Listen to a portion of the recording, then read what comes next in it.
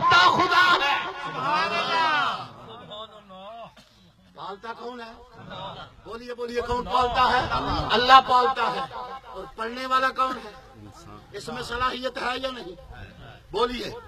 یہ نہیں تھا، ہو گیا، ہو گیا، نگاہ میں نہیں تھا، آ گیا، اب نگاہ میں نہیں رہا، قبر میں چلا گیا، لیکن پڑھنے کی صلاحیت اس میں ہے۔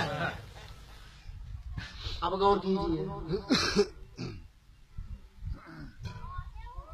یہ پڑھنے کی بات بیان کر رہا ہوں۔ ماں جب ہمیں پالتی ہے، بڑی اہم بات، ہم ابھی پیدا نہیں ہوتے، ماں کے پیٹ میں ہوتے ہیں، ماں ہمیں اللہ کے اذن سے پال رہی ہوتی ہے۔ سبحان اللہ۔ بات کی سمجھ آئی؟ جسے سمجھ آئی وہ کہے سبحان اللہ۔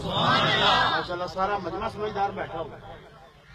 جب ہم پلتے ہیں، ابھی اس دنیا میں نہیں آتے، اس سے پچھلی دنیا میں ہوتے ہیں۔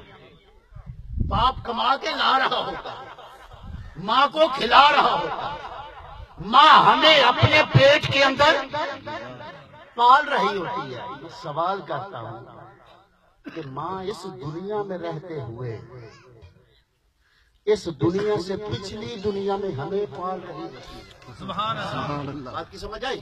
ماں اس دنیا میں رہتے ہوئے اس دنیا سے پچھلی دنیا اس میں ہمیں پال رہی ہوتی ہے۔ اب ماں اگلی دنیا میں ہے، ہم اس دنیا میں رہتے ہوئے ماں کو نہیں پال رہے۔ سبحان اللہ، سبحان اللہ، ماشاء اللہ، ماشاء اللہ۔ اگر یہ ناممکن ہے تو وہ بھی ناممکن ہے، اگر یہ ممکن ہے تو وہ بھی ممکن ہے۔ کیسے ممکن ہے؟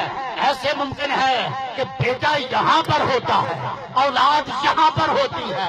اب سنیے فرمانے کی شان محمد مصطفیٰ صلی اللہ علیہ وآلہ وسلم کا، سرکار فرماتے ہیں کہ مرنے والا جب قبر میں جاتا ہے تو اس کی حالت ایسی ہوتی ہے جیسے کسی پانی میں ڈوبنے والے کی حالت۔ مرنے والا قبر میں چلا گیا، اس کی کنڈیشن کیا ہے کہ جیسے کوئی پانی میں ڈوب رہا ہے۔ کوئی پانی میں ڈوب رہا ہو تو کیا کرتا ہے؟ ہاتھ پاؤں مارتا ہے، زبان سے چپ رہتا ہے؟ نہیں، پکار رہا ہوتا ہے۔ بیان کون کر رہے ہیں؟ مدینے کے تاجدار سید الانبیاء جناب محمد مصطفیٰ حضور فرماتے ہیں وہ قبر میں ہوتا ہے، پکار رہا ہوتا ہے۔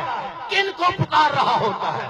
قبر تو مقام حقیقت ہے، قبر میں تو آنکھ کھل جاتی ہے، قبر میں تو ہر شے واضح ہو جاتی ہے۔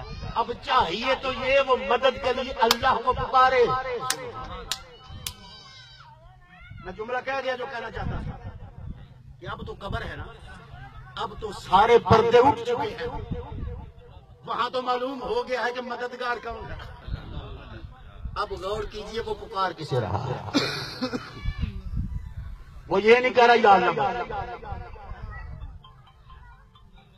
مردہ قبر میں یہ نہیں کہہ رہا کہ یا اللہ مدد، باقی سب شرک و بدعت، یا اللہ مدد، یا اللہ مدد، وہ پکار رہا ہوتا ہے۔ مفہوم حدیث یہ ہے وہ دنیا میں اپنے بیٹے کو پکار رہا ہوتا ہے، وہ دنیا میں اپنی اولاد کو پکار رہا ہوتا ہے، وہ دنیا میں اپنے رشتہ داروں کو پکار رہا ہوتا ہے، وہ دنیا میں اپنے چاہنے والوں کو پکار رہا ہوتا ہے، وہ دنیا میں مومنین کو پکار رہا ہوتا ہے کہ ہے کوئی میری مدد کرنے والا، ہے کوئی میرے پاس پڑھائی بھیجنے والا۔ پھر سرکار فرماتے ہیں کہ اس کی مدد دنیا سے ہوتی ہے۔